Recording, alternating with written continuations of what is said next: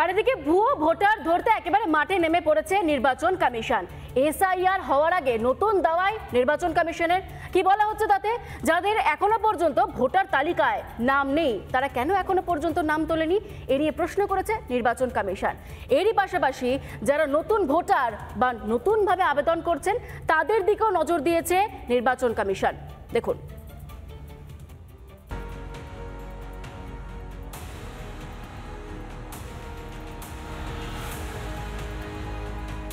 SIR এখনো চালু হয়নি রাজ্যে, তবে তার আগেই ভোটার তালিকায় একাধিক গরমিলের খোঁজ মিলেছে, একাধিক ভুয়ো ভোটার বা মৃত ব্যক্তির নাম।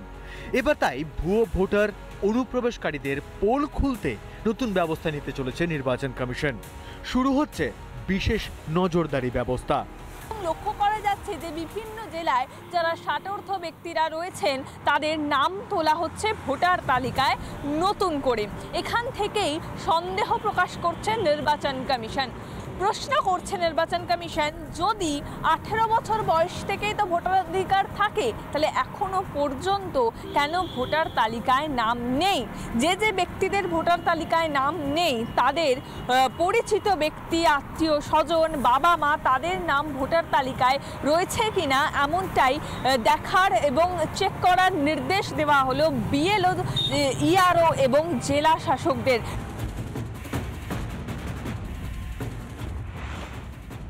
নির্বাচন কমিশনের স্ক্রুটিনিতে ধরা পড়েছে এমন অনেক ব্যক্তি রয়েছেন যাদের বয়স 60 বা 70 বছর। তারা এতদিন ভোটার তালিকায় নামই তোলেননি।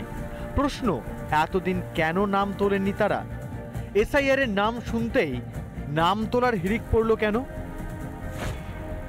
18 বছর বয়সেই নাম তোলার কথা, এতদিন কেন নাম তোলা হয়নি? জেলা শাসকদের এই বিষয়ে নজরদারির নির্দেশ। সমস্ত লিঙ্ক খতিয়ে দেখতে চাইছে কমিশন। খতিয়ে দেখার নির্দেশ বিএলও, ইআরওদেরও।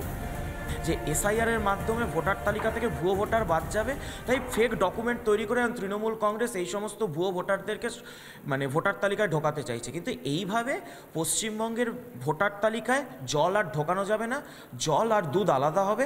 যারা প্রকৃত পশ্চিমবঙ্গবাসী তারাই 26-এর নির্বাচনে ভোট দেবে।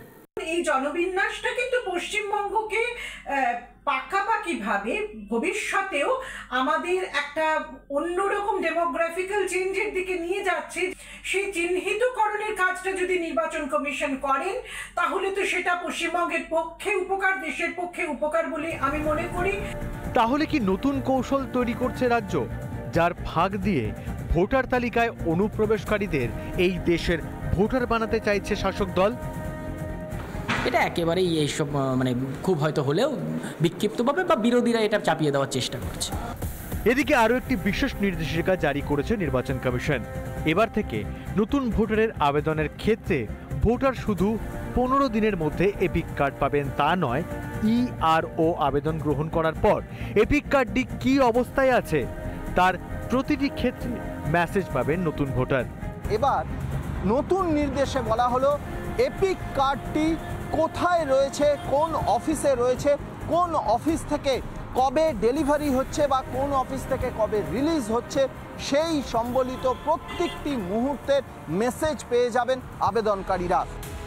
নির্বাচন কমিশনের আঁটোসাঁটো ব্যবস্থায় অনেকটাই কমবে ভুয়ো ভোটারদের দাপাদাপি বলে মনে করা হচ্ছে।